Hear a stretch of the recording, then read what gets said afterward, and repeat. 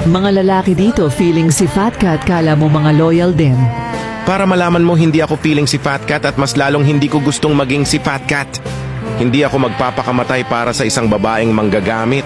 Hindi ako magpapakamatay para sa isang babaeng manloloko at mas lalong hindi ako magpapakamatay para sa isang babaeng hindi kayang makuntinto sa isang relasyon. Ito no offend pero para sa akin mga tanga lang ang may gustong maging si Fat Cat. Isipin mo ng mabuti. Magpapakamatay ka ng dahil lang sa niloko ka ng isang babae. Take note, niloko ka. Putang ina, dun pa lang sa niloko ka alam mo nang hindi siya karapat-dapat pag-alayan ng buhay tapos ikaw magpapakamatay. Tang ina, isang malaking katangahan yan.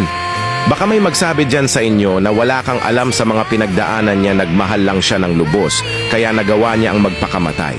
Hindi ka kasi marunong magmahal kaya nasasabi mo yan. Putang ina, kung ganyan lang naman ang mapapala ko pag nagmahalabay, wag na lang.